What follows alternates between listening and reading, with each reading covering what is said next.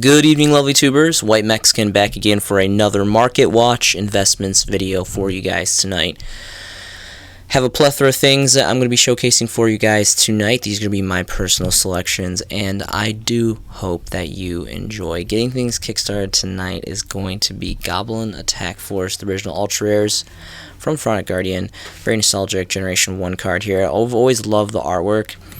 And first editions are going for some relatively interesting price points here. Seeing starting market price for heavily played is like 6 bones, but I'm not really going to pay much attention to that. We're going to want to check out lightly played or near mints or better, but I'm just showing you guys the frequency of any first edition is relatively worth some amount of money. But we're going to go ahead and try to track down a lightly played here, which we're not going to get until probably the third page, which is going to be roughly around 22 bones. Starting market price for the first lightly played happens to be a 1 stack.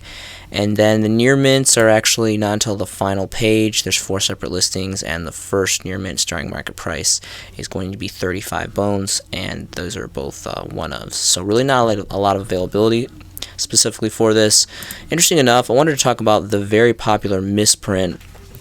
There was a whole assembly line error that went into this misprint here, and you can see in the top right corner, instead of the Earth attribute, there was the level star here. So this is a relatively well-known misprint in the game, and these are really cool personally. I mean, it looks like here, I mean, this is in British pounds, so you have to do some math here, but it's not too terribly expensive. Let's see here. These are just normal ones. I'm trying to see kind of a base market price. I mean, anywhere between, you have to do a conversion because this is from the United Kingdom. This one's on bid for 45, United Kingdom. So kind of maybe on other platforms. Apparently this one's like 60. This is not a misprint. And then, so, I mean, give or take, roughly around 60 bones now, I guess, approximately, at least here on eBay standards, for this very cool misprint. So fun history, fun fact of the day, really cool. A lot of people are probably familiar with this, and again, I'm just a huge fan of Generation 1 first edition cards. Obviously, I don't think this came first edition. I think it was only in the reprint runs for this misprint, so that definitely makes up for it not being first edition. The misprint is really cool, so some cool history on that. So I just got back from Texas. I had some business in Texas, so I was over there for a couple days, and I ended up picking up a collection for $250 from a guy over there. And initially, it was there was a lot of stuff. There's a lot of stuff from this set. One of my personal favorite sets of all time, Legendary Collections 3 Yugi's World. A lot of amazing high caliber cards here, and some really great rarities. And if you guys have time, I'm not going to spend too much time on this because like every couple videos I always dip into this set just because like I'm borderline obsessed with this set. There's so many like gems in this set, and there's really great value. But so I picked up a collection, and there is a plethora of stuff. One of them was a near mint first edition head, and this is going for some pretty good money. If we take a look at the first editions alone, any kind of variant, 40 bones for lightly played, and it goes up to almost 60 bones for near mint. So really good money on that. The collection did have one of those, fortunately, which was pretty nice. It also had one of these Skull Servants, which is going for roughly around 20-ish, a little bit more for lightly played first editions. And there was a Harpy's Feather Duster, which is going around 30. And again, these were all first edition near mints for the cards that were in the collection, so it was really cool. And then there was, I can't remember, it was either a leg or a left arm, I can't remember. I think it was a left arm, which are going for like $30 or so. But all around, this is just an amazing set. Again, I don't want to spend too much time on this set just because I review it to hell, but this is an amazing set, more specifically for the secret rares. And first edition exclusively, always you want to go for these. But an all-around is really great set, so I just kind of wanted to dip into that really quick. So moving on, a more obscure set. I actually picked up a second collection a couple days ago here when I got back to New York. And this was like one of the most best finds I've ever found. I was really surprised because actually a post from a Yu-Gi-Oh Facebook group, and normally you gotta fight to hell over those because there's so many people. But it happened to just be and I'm gonna go on a soapbox here and tell you a little white Mexican story here. So It was like 04 in the morning, and I just happened to be, you know, like having a hard time sleeping, and I was scrolling through my phone, and a notification popped up, and I just basically, this guy made this post, and it was really early in the morning, and I basically like messaged him, like it wasn't even out for like 7 minutes, and I ended up messaging him, and I picked up some really great stuff, which I'm gonna get into here shortly. One of them was probably like around like a lightly played condition of this Master Collections Volume 1 Exodia, which isn't like too terribly expensive or anything, but it is a really cool find. I mean, just a couple bones here, 5-6 bones, but it's a nice, there's not very many secret, I think there's 3 secret variants that we have of the Exodia Head. So, and now this is just a really special set to me. I really loved this set as a kid, and I'm going to kind of show you guys here the promos. So just a box set, had a couple of unlimited booster packs from like the core Gen 1 core boosters. Obviously, 1000 Restrict is the highest. It's the only one that really has playability for the most part right now in the meta. So, and it's the highest rarity as secret rare. It's really great. Another great one is Dark Necrophire. Out of all these, Dark Necrophire is probably my favorite, at least art-wise. This is the highest rarity per se, hierarchy-wise, that we have for Dark Necrophire for first edition. Just out of curiosity, we're going to go ahead and look at some lightly played near mints, and these are really not that much. They're like a bone, 2 bones across the board. Let's check out stacks, and they go to roughly around 2 bones for the first stack here, lightly played for 15, and then there's a 4 stack for roughly 2, but then there's that fat stack of 5. So really great. I love Dark Necrophire. This has really killer like dark evil alien artwork, which I really appreciate a lot. Interesting enough, there also is the DT2. Always got to mention this. I always got to go back to the secret promos and the DT, and this is actually significantly increased. For the longest time, this card was like a half a bone, and now it's going for like around 4 bones now. Pretty much all across the board. Only 2 pages availability. So really great stuff. If you guys have time, the Dark volume or Master Collections volume was just a really cool set. So I would highly recommend you guys take a look, because I really think these are very old. They're very nice. And I just, you know, promos across the board, old promos in good condition, lightly played or higher, going for some pretty great money. And I think potentially the Legendary Master Collection Volume 2 is a little bit better, because we got stuff like Blackluster Soldier. This is personally my favorite variant of Blackluster Soldier. I know we got a collector's rare now, and then we got the original Invasion of Chaos first editions, and we have the Legendary Collection 3, I think, Yugi's World first editions, secret rares. So a couple different variants. I guess this would be the second secret rare variant I believe we have. An all around just amazing card, amazing nostalgia history to this card. I mean, starting market price is 40 bones for this, being a secret rare promo with the limited edition stamp here. Really great stuff. So that's by far the most playable and like I probably most sought after promo. And then we got Exodia Necrophire, which is really cool. This is technically the highest rarity. The original print ultras were ultras out of Dark Crisis, which are going for some really great numbers for first edition prints. Then we have the my favorite variant. I know we got the Speed Duels variant reprint of Secret Breaker, but this is really cool. And just out of curiosity, we're going to go ahead and look at near mint and lightly playeds just to kind of see what the market value is. Roughly around 20 bones plus 22 if you factor in shipping. It goes down to about 16 for lightly played. So only 2 pages availability. Really great stuff. I actually, in the collection I picked up in New York, there was actually 2, like around lightly played, near mint, first edition Magician Force original print breakers, which I was really excited about. And there's also some other stuff in there that I'm going to kind of showcase you here in the next tab. So both of these sets are really obscure, really cool, and they are increasing in value, so better to get on these sooner than later. Another obscure set that I never even really knew about, not for quite some while, until probably about a year ago, so is the Forbidden Legacy. This was it was kind of an interesting set. It was like a blister pack promotional. I had some blister packs, or I think it was sold in conjunction with some booster packs, some core booster packs. But it had these 3 promos here: Kuriboh, Dark Magician, and Blue Eyes White Dragon. I mean, Blue Eyes and Dark Magician, I mean, no stranger to secret rare variants. There's plenty of those. But these are just very kind of obscure subsets and very old. And they're all going for relatively good money. I mean, even like the worst of the worst damage here is like 4 bones for this. I mean, if we switch over to even lightly playeds, it goes up instantly to like 11 bones.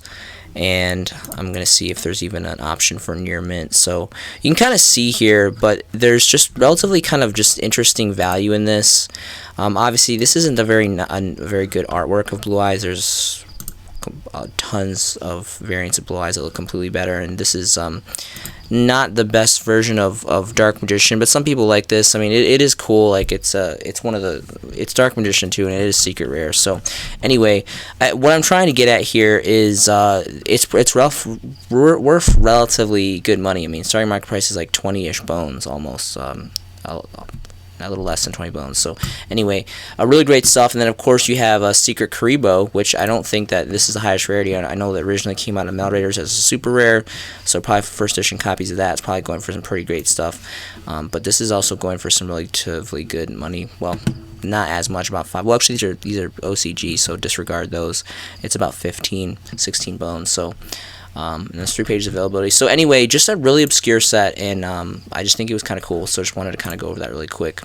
Dark Revelations 2 is what I wanted to review briefly next. So continuing on in my little white Mexican adventure story here, the collection I had did have 2 super rare Dark Revelation 2 variants, which are really nice. They were actually in like around near mint condition, so these are like 50 bones. So this was a really some of the top cards that I got. I was really excited about this, so just kind of wanted to showcase this really quick. Of course there's some other great cards here, like Chaos Emperor, BLS, Dark Magician of Chaos, reprint ultra rares from their original sets here.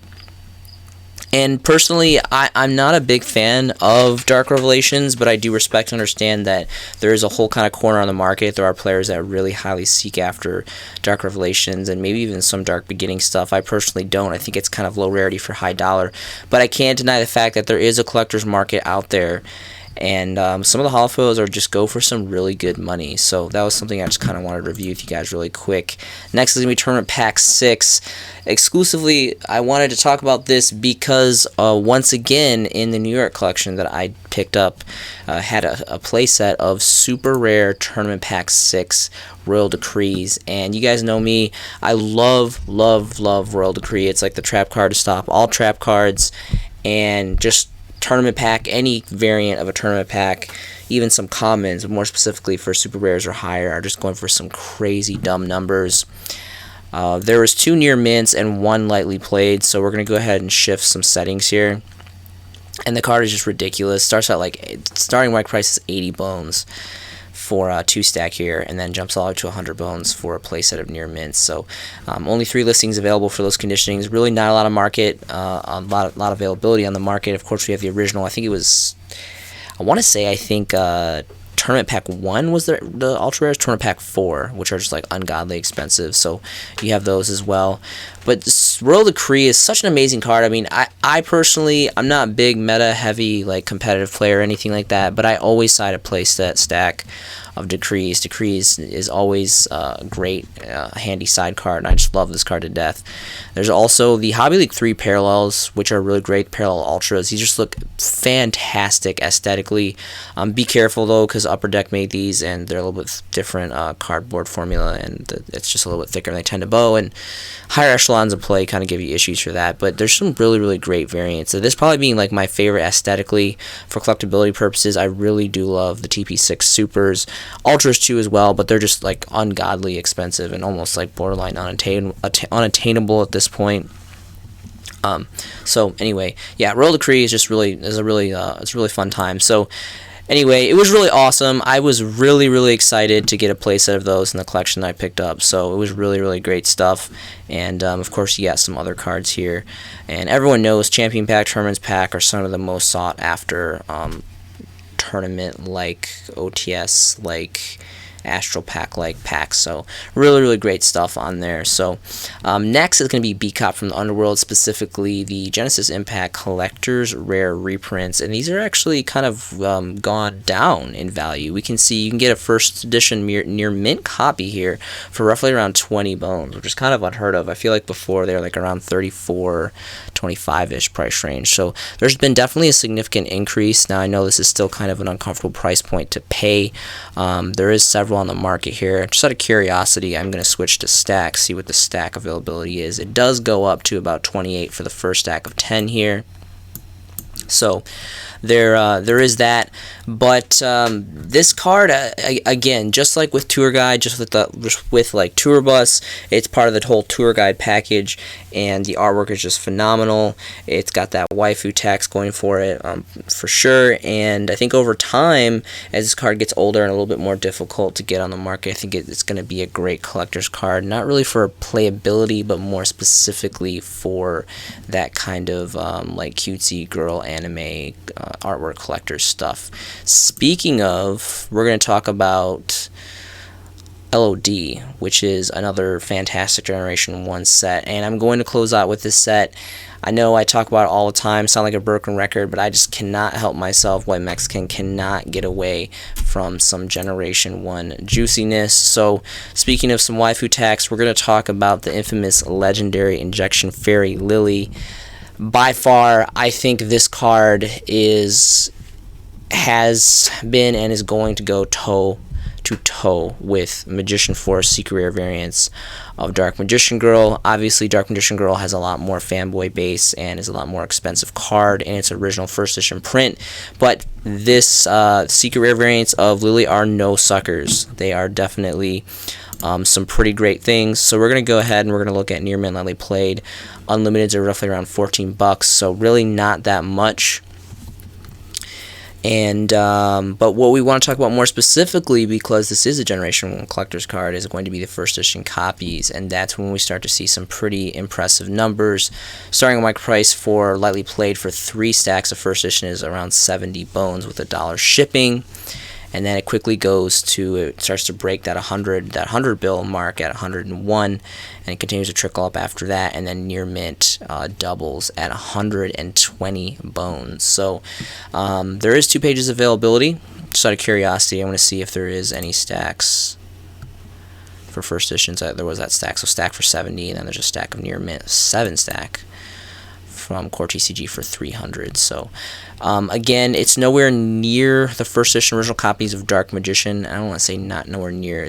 But it's personally, I mean, maybe I'm just biased, but I think this card blows Dark Magician out of the water. Like, Dark Magician is cool and all, but it got that terrible, nasty TCG censorship, which just completely ruins the card for me personally. So all around, really, really great stuff. By far, one of my favorite Gen 1 secrets. Of course, if I'm going to talk about Legacy of Darkness, I can't forget about the infamous bird. So much amazing history behind this. The Yadalock, Cookie Cutter Chaos era, all that stuff. And the big purple bird with all its infamous legendary greatness. So we're going to go ahead. This card is insane. I mean, damage are going for 25 bones plus. Such remarkable. Just goes to show what great value is going into this. So we're going to go ahead and do some first editions. Quickly trickles up for these first editions. We're going to check out some Near Mint and Lightly Played, and this is going all the way up. This is broken the $100 mark. It's almost at the 200 bone mark for Lightly Played. 175 starting market price, then quickly goes to 200.